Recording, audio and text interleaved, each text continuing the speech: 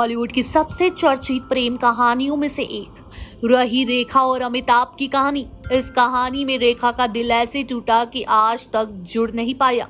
आइए आपको बताते हैं कैसे हुई इन सब की शुरुआत और कैसे ली इनकी रिश्ते ने हर एक करवट। रेखा और अमिताभ की मुलाकात पहली बार फिल्म दो अनजाने के सेट पर हुई थी। अमिताभ सुपरस्टार बन चुके थे और जया से शादी भी हो चुकी थी, लेकिन रेखा को कोई खास पहचान नहीं मिली थी। रेखा इतनी खूबसूरत और आकर्षक भी नहीं लगती थी जितनी हम सबके जहन में वो अभी हैं। आपको बता दें, शूटिंग शुरू होने के साथ साथ इन दोनों की गुपचुप प्रेम कहानी भी शुरू हो गई। रेखा ने अपने आप को बदलना शुरू किया। फिल्म हिट रही और इनकी जोड़ी इतनी पसंद की गई कि उन्हें सुहाग, मुकद्दर और सिकंदर, राम बलराम जैसी कई फिल्मों में ऑफर आए। खबरें ये भी हैं कि इन दोनों ने छिपकर शादी भी कर ली थी।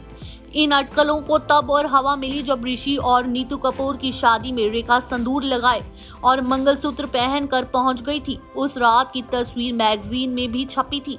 आपको बता दें, जहां अफेयर की खबरें चारों ओर फैल रही थी, वहीं अमिताभ इस पर चुप्पी साधे हुए थे। उन्होंने कभी भी खुलकर इस रिश्ते को कबूल नहीं किया, लेकिन रेखा उनका ध्यान खींचने के लिए कुछ न कुछ करती रहती थी।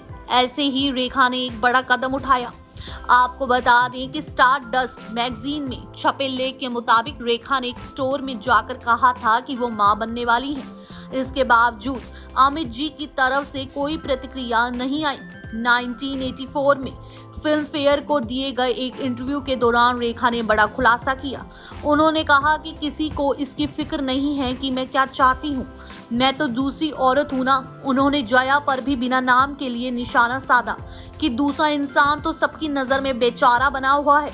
कोई ऐसे शख्स के साथ एक छत के नीचे कैसे रह सकता है जब वो जानता है कि वो दूसरे से प्यार करता है। आपको बता दें कि दोनों के अफेयर की खबरें जया तक भी पहुंच चुकी थी। जया ने एक रात रेखा को अपने घर डिनर पर बुलाया।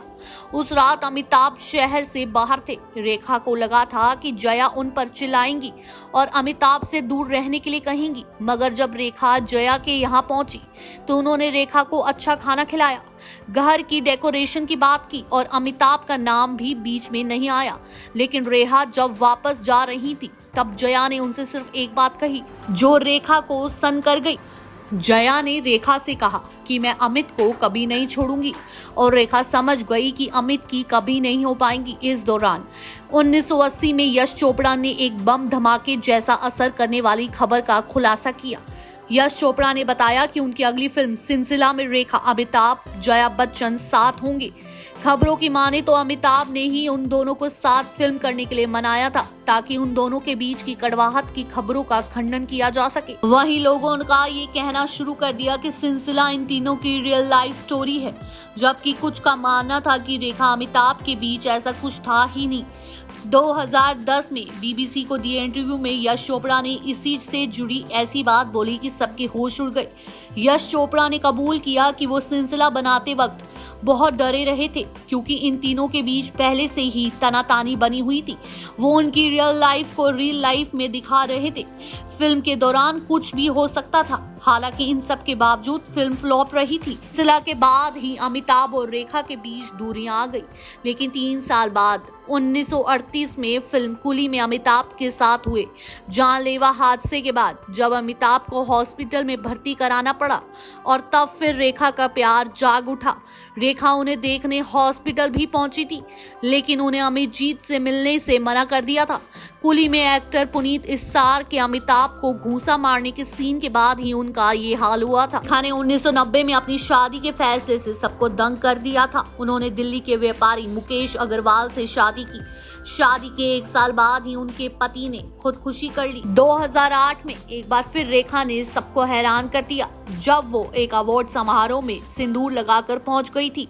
2009 के समारोह में अमिताभ भी पहुंचे थे, लेकिन वो रेखा से नजर चुराते भी दिखे थे। रेखा ने एक इंटरव्यू में कहा था कि जैसे पूरा देश अमिताभ से प्यार करता है, वैसे ही वो भी करती हैं। पति के ना रहने पर सिंदूर लगाने को कई लोगों ने रेखा का स्टाइल स्टेटमेंट बताया, लेकिन पुनीत इस्सार की पत्नी दीपाली ने एक इंटरव्यू में कह डाला कि रेखा आज भी अमिताभ के नाम का ही सिंदूर लगाती है। ऐसी खबरों से जुड़े रहने के लिए देखते रहें नेक्स्ट 9 न्यूज और मैं हूँ आपके साथ साधिका कौर।